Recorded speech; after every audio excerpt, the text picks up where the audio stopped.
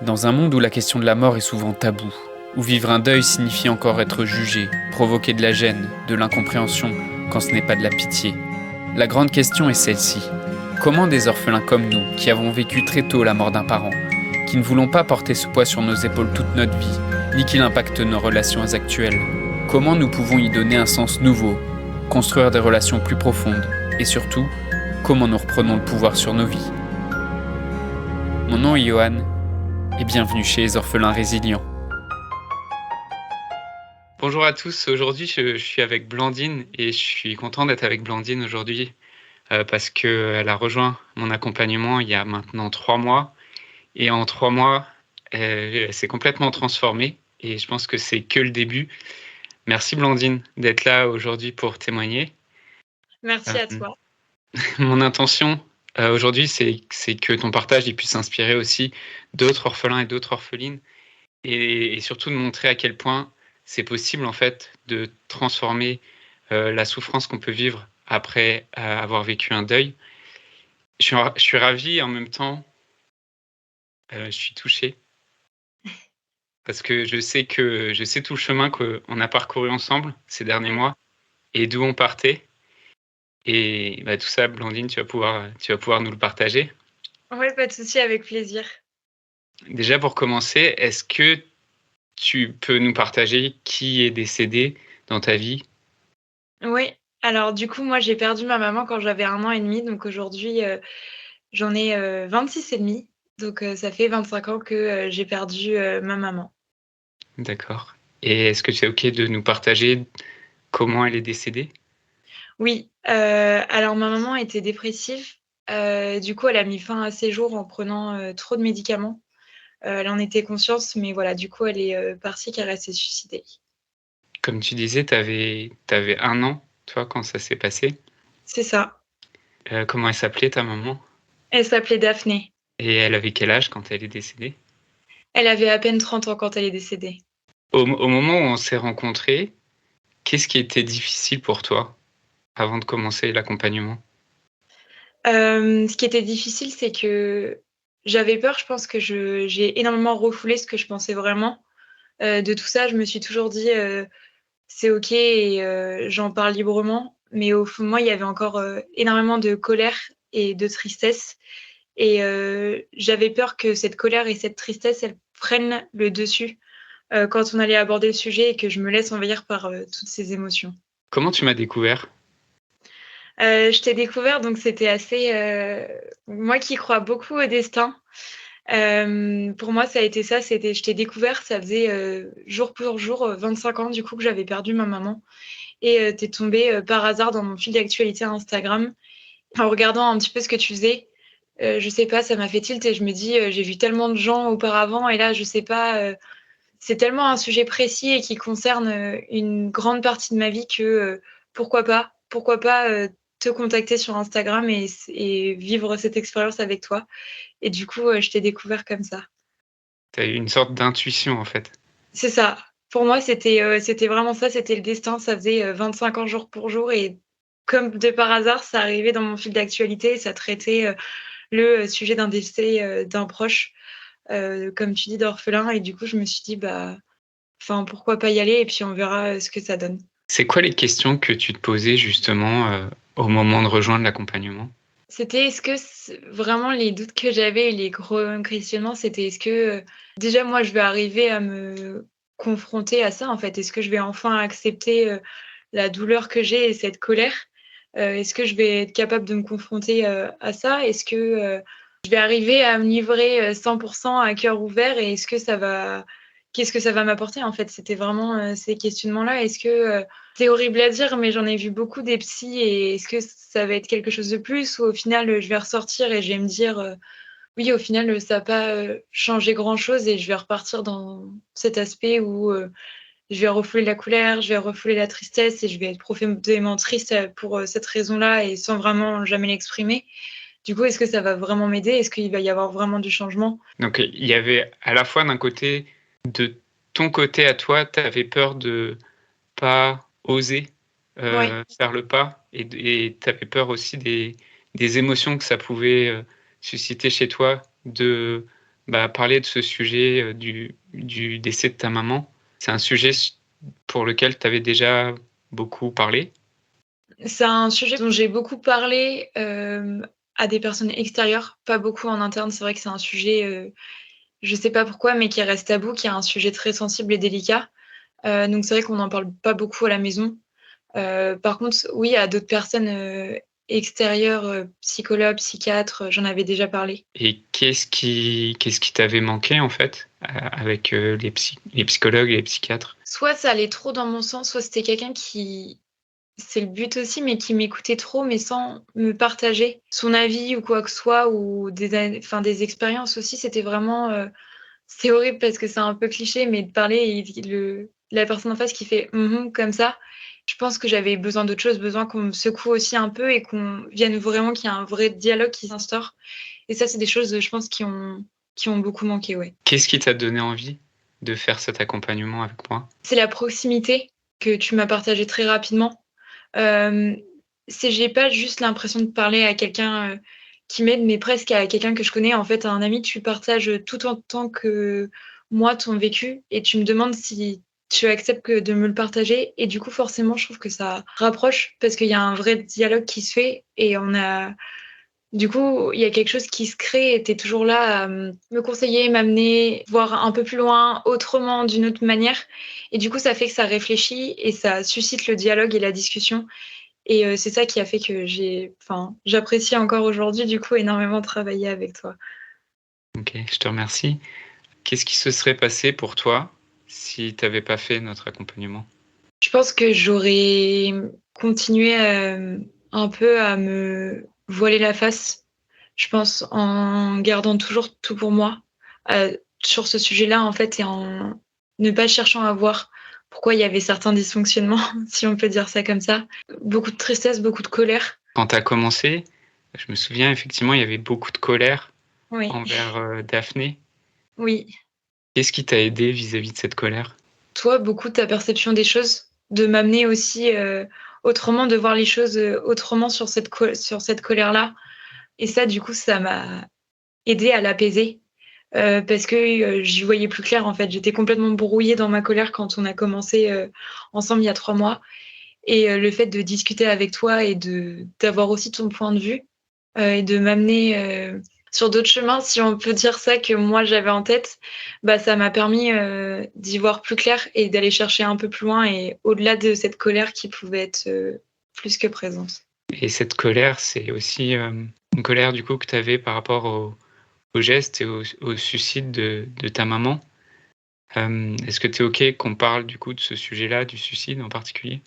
Oui, pas de problème. Comment justement avant de rejoindre l'accompagnement, c'était quoi ton regard vis-à-vis du suicide et particulièrement du suicide de ta mère?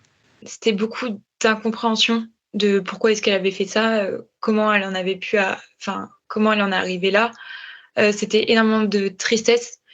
J'avais plus ma maman, j'avais l'impression d'être, abandonnée. Pourtant, j'ai eu la chance, d'être bien entourée, mais il y avait un gros manque d'amour, de ce côté-là et du coup, je pense que ce mélange de toutes ces émotions-là, ça s'est camouflé et ça s'est mis dans de la colère parce que c'était ça, c'était l'incompréhension. Comment on pouvait laisser, son mari et ses 2 enfants, vu que j'ai un frère jumeau, hem, de 1 an et demi, c'est quoi? C'est qu'elle nous aimait pas, c'est qu'on méritait on n'avait pas ce mérite qu'elle nous aime et du coup, elle est partie. Donc ouais, c'était, tout ça, que j'avais en tête. Qu'est-ce qui t'a aidé justement par rapport au suicide dans l'accompagnement? D'essayer de le comprendre, en fait, de le voir autrement. Même si je savais que c'était une maladie, je pense que je l'accepte pour d'autres personnes, mais quand ça nous touche particulièrement nous, notre histoire, c'est plus difficile de le comprendre. Puis ça m'a énormément aussi aidée parce que dans ma tête, pour moi, il fallait absolument que j'accepte ce qu'elle avait fait. C'était pour passer à autre chose, fallait l'accepter et tu m'as appris que, bah, fallait pas forcément accepter, juste comprendre et voir plus loin et essayer de comprendre son mal-être, de réfléchir à ce qui avait pu la pousser à faire ça, de me mettre à sa place, en fait, en quelque sorte et c'était quelque chose que j'avais pas forcément envisagé auparavant, où je m'étais énormément focalisée sur moi à ce moment-là, mais pas sur elle, la douleur qu'elle avait pu avoir et dans quel état elle était. Et le fait de travailler là-dessus, ça m'a fait énormément de bien. Puis il y a eu cette rencontre avec Anna aussi. Je peux peut-être dire deux mots sur cette rencontre.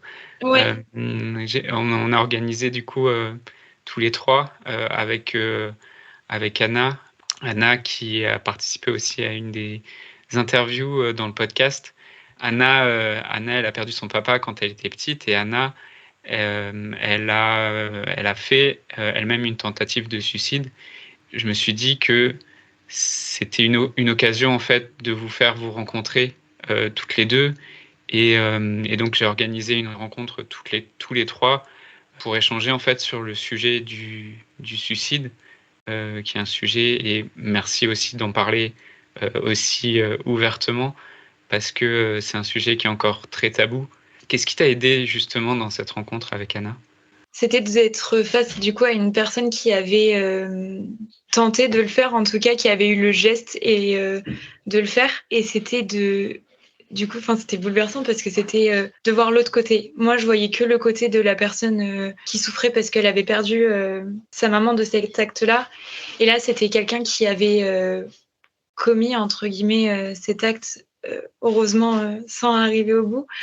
Ça permettait de voir les choses autrement, la souffrance qu'elle avait vécue et qu'elle avait en elle, la douleur et de se rendre compte que elle était vraiment malade et ça permet d'y voir beaucoup plus clair en fait, de comprendre beaucoup mieux aussi ce qui pouvait se passer dans sa tête. Ça fait voir autrement les choses. Où t'en es aujourd'hui justement par rapport au suicide? Je le vois différemment dans le sens où avant je pense que j'avais tendance à juger les gens qui le faisaient et je pense que j'avais tendance à leur en vouloir aussi énormément. Et oui, toujours avec cette colère en me disant mais je comprends pas, enfin pourquoi faire ça? Aujourd'hui, je le comprends mieux. Je vais pas aller voir quelqu'un et être en colère ou ne plus vouloir parler à cette personne. Je vais essayer de comprendre et de faire en sorte d'être présent. Si c'est des personnes de mon entourage, en tout cas, ou que je peux rencontrer comme ça, je vais pas chercher à le juger, en tout cas. Ok. Et par rapport à ta maman Daphné et à son suicide, comment tu te sens aujourd'hui? Libérer, c'est comme s'il y avait un gros poids qui était en train de s'en aller. J'ai plus toute cette colère. Forcément, je reste triste, mais parce que c'est normal. On a quand même perdu quelqu'un. Mais je suis moins triste. J'ai plus de colère et ouais, je suis apaisée sur le sujet et je comprends. Je comprends ce qui l'a poussé à faire ça. Par rapport à elle, qu'est-ce que tu ressens aujourd'hui? Quelque chose qui était très dur à exprimer au début, ce fameux mot je t'aime ou l'amour que j'avais pour elle, c'était quelque chose pareil. Je pense que j'étais complètement brouillée avec la colère et j'arrivais pas à lui dire, j'arrivais pas à l'écrire.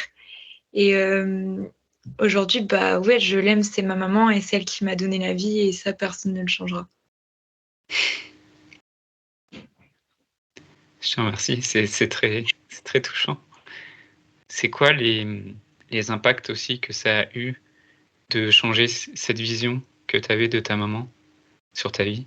Ça a ouvert pas mal de choses dans le sens où le fait d'être plus apaisée, je le sens aussi dans mon quotidien parce que je pense qu'il y avait beaucoup de colère que je gardais, que j'extériorisais sur des choses un peu bêtes dans la vie, dans ma vie de tous les jours. Et je sens que je suis plus légère, qu'il y a beaucoup de choses où je m'énerve moins, où ça pouvait être le cas avant, à contenir tout ça. Je suis quelqu'un, je me suis toujours sentie très seule et je pense que ça en fait partie, alors que j'ai jamais été seule autour de moi, mais je le voyais pas forcément.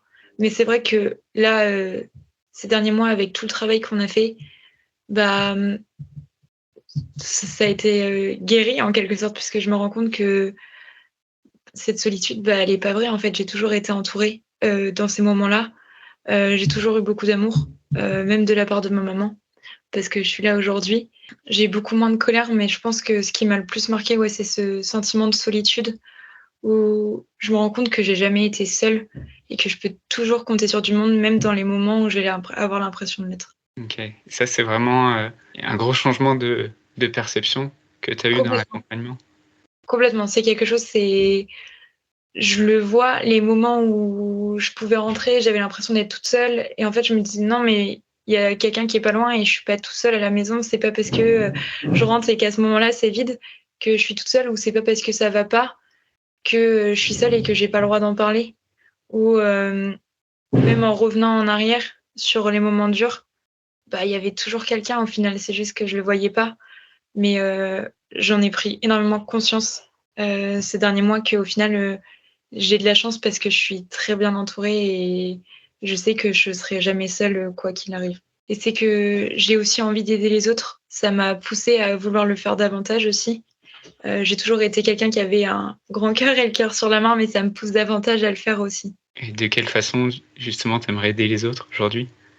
J'aimerais bien aller dans un orphelinat pour aider les enfants qui sont du coup seuls, des orphelins, et pouvoir leur partager ça et pouvoir leur donner un peu d'amour qu'ils n'ont pas forcément toujours au quotidien. Ça va être faire une mission de vie auprès des petits frères des pauvres pour aller aider les personnes qui sont en fin de vie et dont les proches ne vont plus les voir, pouvoir leur apporter un petit peu de soleil dans leur quotidien et un peu d'amour aussi en ayant quelqu'un avec qui partager tout ça. C'est quoi que tu retiens? S'il y avait une chose à retenir de l'accompagnement, c'est quoi que tu retiens qui est le plus important? Si ce serait un mot, ce serait, j'ai envie de dire même 2 mots, ce serait grandir et transformer, mais dans le bon côté. Parce que c'est clairement ça. C'est comme tu le disais, la Blandine qui a commencé avec toi il y a 3 mois, elle a rien à voir avec la Blandine 3 mois plus tard. Parce qu'il y a eu beaucoup de choses qui se sont passées, beaucoup de moments très forts qui du coup ont fait que ça transforme complètement les choses et la vision aussi, mais dans le bon sens. Ouais, c'est vraiment ça, en tout cas moi que je vois aujourd'hui et qui m'a le plus marqué. Justement, la Blandine d'il y a 3 mois, si tu l'avais en face de toi, qu'est-ce que tu lui dirais? Qu'est-ce que tu lui conseillerais? Je dirais d'oser, de pas cacher tout ça, d'en parler et qu'elle a rien à perdre de toute façon à essayer. Donc il faut qu'elle y aille et qu'elle verra que le chemin en vaut la chandelle. J'ai le sentiment, tu vois, que c'est comme si, en fait, tu lui avais parlé.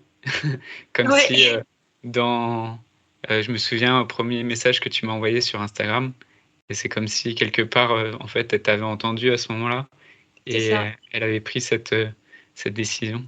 Donc, Ouais, merci et bravo, et oui, quelque part, c'est un peu comme si tu te parlais à toi-même. c'est ça. Et je voudrais prendre aussi quelques secondes aussi pour, déjà pour reconnaître, le parcours que tu as eu tous Ouais, ces mois. Aussi pour penser quelques secondes à Daphné et à ce qu'elle a vécu et à ce que tu as vécu aussi avec elle. Et je voulais te dire aussi bravo pour ce cheminement que tu as eu ces derniers mois. Et je vois que c'est pas terminé, non. que tu as encore t'as encore des beaux projets du coup qui naissent aussi de toute cette histoire que tu as vécue.